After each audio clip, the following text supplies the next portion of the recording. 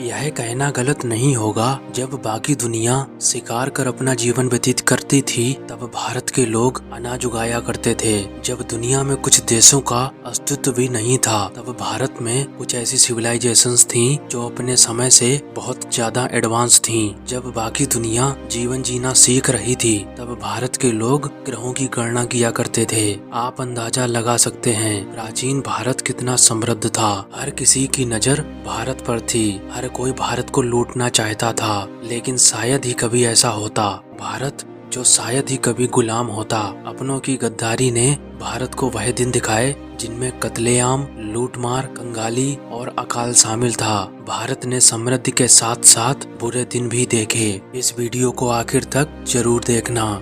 नालंदा विश्वविद्यालय, जिसकी स्थापना गुप्त वंश के कुमार गुप्त ने 5वीं शताब्दी के प्रारंभ में बिहार में की थी। यह विश्वविद्यालय 600 वर्षों तक फलता फूलता रहा। इस विश्वविद्यालय में चीन, Korea, Japan, Tibet, Mongolia, Sri Lanka और दक्षिण पूर्व एशिया जैसे दूर दराज के क्षेत्रों से छात्र अध्ययन करने आया करते थे। इस यूनिवर्सिटी में चिकित्सा, आयुर्वेद, धर्म, बौद्ध धर्म, गणित, व्याकरण, खगोल विज्ञान और भारतीय दर्शन जैसे सब्जेक्ट्स पढ़ाए जाते थे।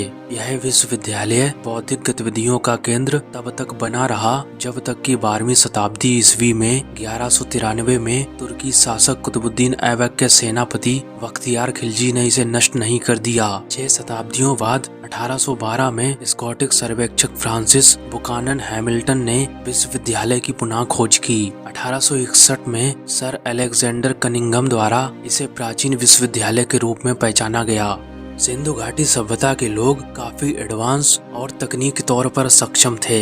हड़प्पा और मोहनजोदड़ो की बनावट आर्कियोलॉजिस्ट को चौंका देती है। इस सभ्यता के शहर और गांव एक ही ग्रिड पैटर्न में बने थे। प्रत्येक घर का निर्माण एक ही आकार की ईंट से होता था। सड़कें जो एक दूसरे से मिली बनी हुई थीं। बेहतरीन जल निकासी की व्यवस्था थी। इन शहरों का ड्रेनेज सिस्टम भी बहुत अच्छा था। कुछ घर ऐसे बनाए गए थे जो नेचुरली एयर कंडीशनर का काम किया करते थे। सिंधु घाटी के लोगों को धातु विज्ञान का ज्ञान था, जिनकी बदौलत उन्होंने तांबा, कांस्य, टिन और सीसा जैसे तत्वों का उत्पादन किया। सिंधु घाटी में खुदाई के दौरान मूर्तियां, मिट्टी के बर्तन, सोने के गहने मिले थे। सिंधु घाटी सभ्यता के लोग मेसोपोटामिया और मिस्र के साथ भी व्यापार किया करते थे। उस वक्त के लोग ट्रेडिंग ट्रांसपोर्ट के लिए पहिए का इस्तेमाल भी करते रहे होंगे। उन्होंने सामान की पहचान के लिए मुहरों का इस्तेमाल किया था। मुहरों पर उस वक्त की भाव चित्रात्मक लिपि खुदी हुई थी, जिसे आज तक पहचाना नहीं जा सका।